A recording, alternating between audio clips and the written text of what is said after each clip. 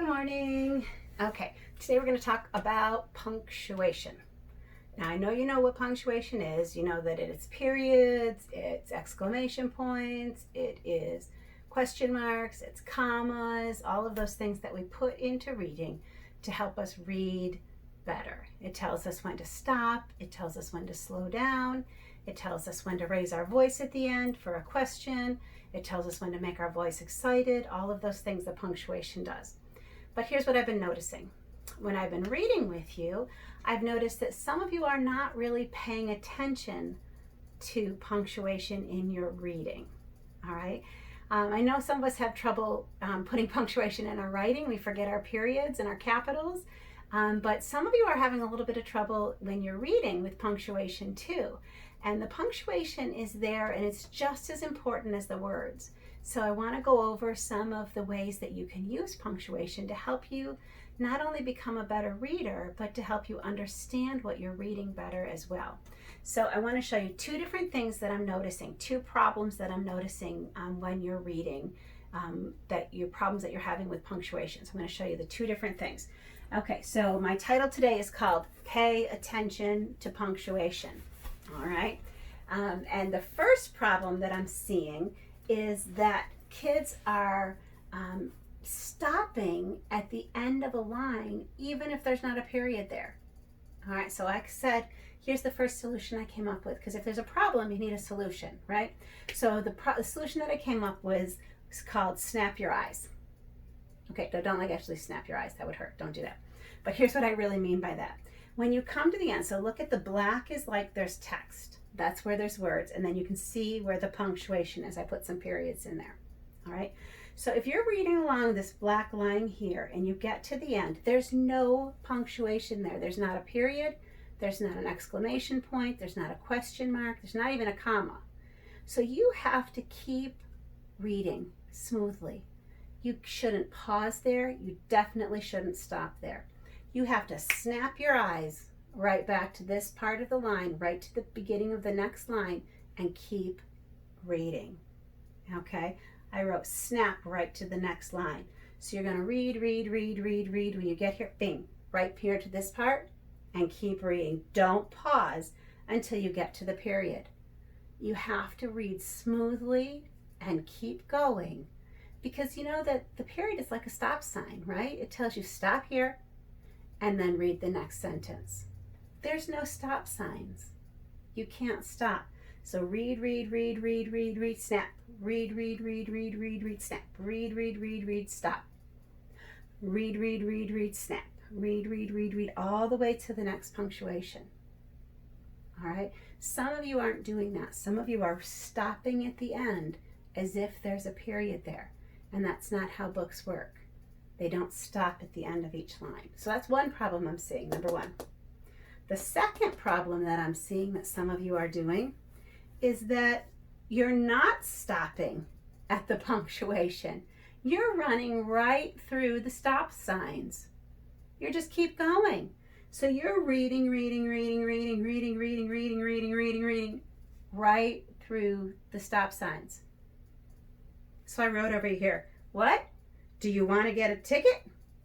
Right? It's like driving a car. When you see a stop sign, you have to stop. When you're reading and you get to a period, you have to stop.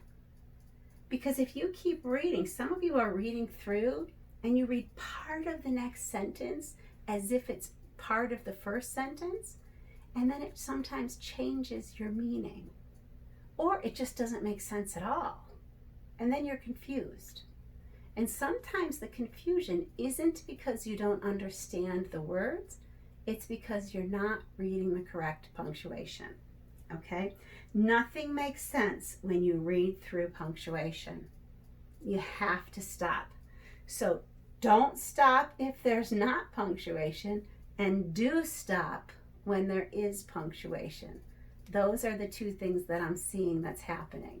All right, I'm going to give you an example. I'm going to turn you around again and show you. I printed out a page of one of our books that we know really well, and I'm going to show it to you.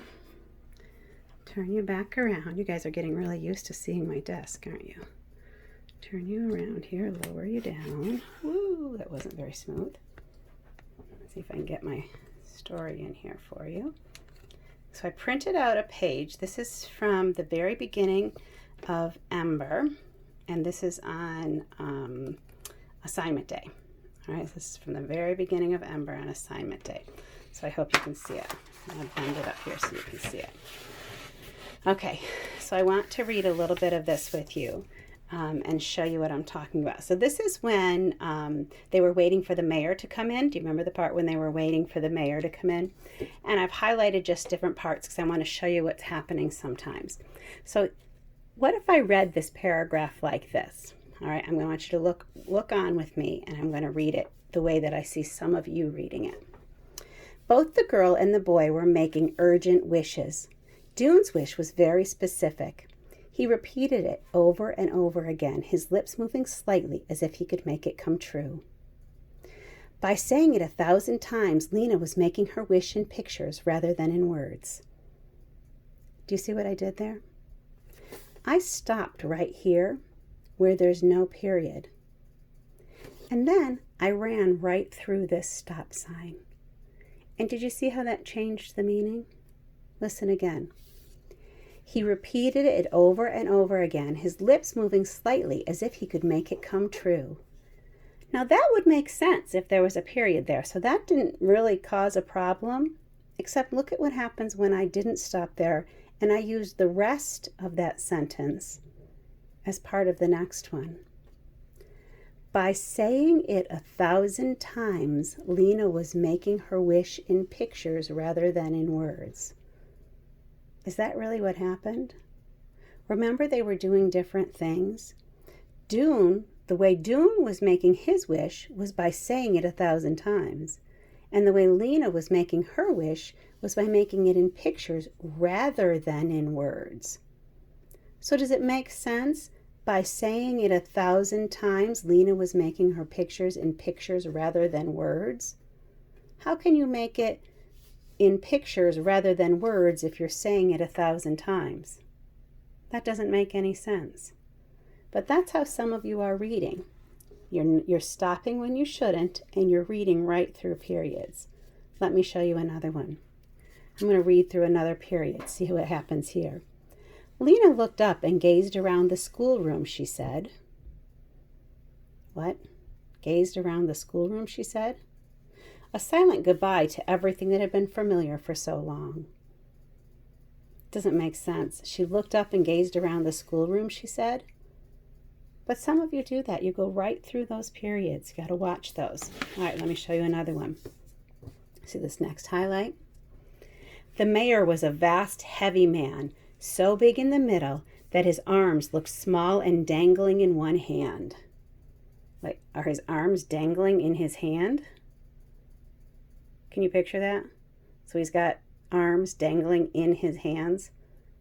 Of course not. That makes zero sense. But if you don't stop right here at this period and you read it that way, you're going to completely change the meaning of that story.